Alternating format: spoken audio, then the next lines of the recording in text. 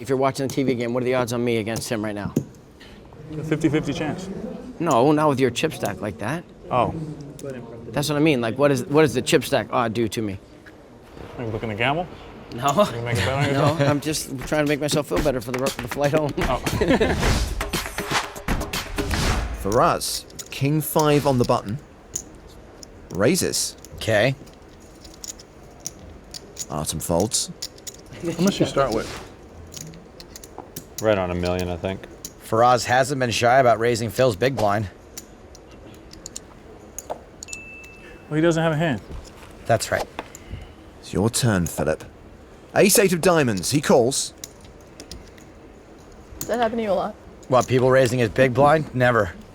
The flop is 4-3-3. Phil's still good with ace-high. Action goes check, check. Faraz probably doesn't want to play a huge pot. 9 on the turn. Phil checks. And Faraz checks. Fire up the cage. We're going to the river. Another 9. So we've got a double paired board.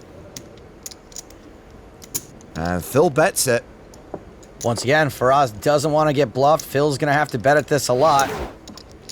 It's a value bet from Phil. Phil's so good. He knows that ace high is for value here. I assume, and he's not just gaming us. Well, Phil's already put Faraz behind bars once today. He doesn't want to go back in the cage. Such an easy bet to pay off. And he's running out of time.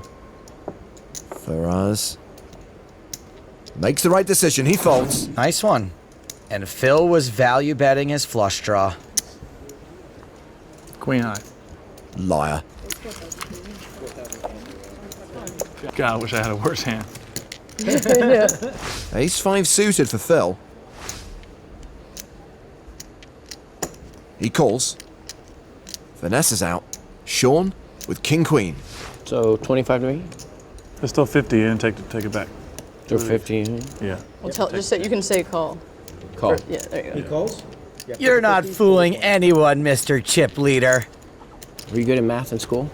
I don't think that was math. I don't know what you even call that. I think it's called edge sorting. 3-way to the flop. 6-6-3. Everybody misses, like the first shot in a beer pong match. Check. Phil still with the best hand, ace-high, but Faraz was the pre-flop aggressor, and he will continue here. Man, Phil's been floating more often than a seat bottom cushion.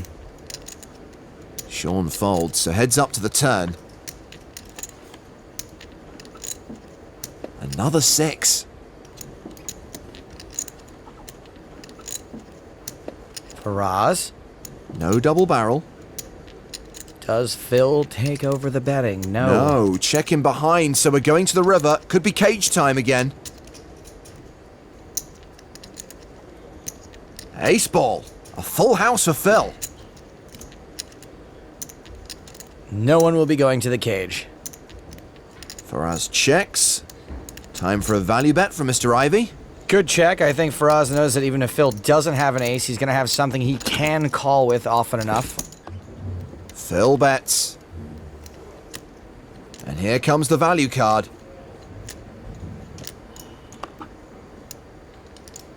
Eventually. Eh?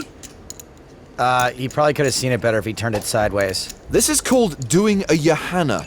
The qualifier in the very first heat made the same mistake as the legend Phil Ivey. Oh, I put the wrong one out. What happens now? Unless he folded a better hand. I don't think he did. So Shows what ace happens now? 5. Did he fold a better hand for us? 6 is full of aces. Faraz did not fold a better hand. I'm mixed up. Okay. Sean is now second in chips. Phil's still the massive chip leader. Faraz is the shorty. Danger zone. One of these three is taking the final seat at the final table. Ivey in command right now. Ace-3 on the button. Phil raises. Pocket 4s for Faraz. This is going to be the one. How much do you have about? Me? Yeah. Is there second place? Yeah, but the prize is a bagel. 1.2, 1.3 about. 1.2. Yeah. Why? Faraz moves all in and gets caught by Phil. Sorry for the slow roll. I don't really know why you were counting him down. I just want to see what you're committing yourself to, What? or if you were committed. Because at some point you were going to fold, right? Me? It's like listening to a couple pitchers talk. No, it isn't. You know what I mean? World Series, and they're not pitching that game, but they're chit-chatting with each other. We're pitching this game. Look. Oh, man. Once Phil looked at him, Sean totally lost his nerve with that analogy. Anyway, Faraz is at risk, and there's an ace on the flop. Well, at least Faraz has got 3 outs instead of 2. Needs a 3 to make a straight. And he's going to need to hit that 3 on the river. Phil ain't scared. 3 outer, nice and painful. Give it to him. It's possible. The river is a 7, and that means we lose Faraz Jaka in 3rd place as Phil and Sean go heads up. If you're watching the TV game, what are the odds on me against him right now? A 50-50 chance. No, not with your chip stack like that. Oh. That's what I mean. Like, what does the chip stack odd do to me? Are you looking to gamble? No. You make a bet on No, yourself? I'm just trying to make myself feel better for the flight home. Oh. Did you have a lot of sleep? Well, that's not yet. I can't count on that then. Maybe his mom will make him nervous. Mine does, but that's because she's usually drunk. So Phil has a 5-1 chip lead over Sean. King 6. He raises. 4s for Sean. How much is it? 150. 150. Stick it in his ear. Rudy, Rudy, Rudy.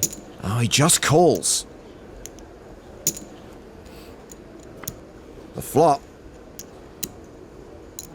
gives Ivey trips. Oh, man, Peterman, no sign. Don't sign. All in. Sean shoves. Call. And Phil calls. Don't touch that. That's Philly's gold.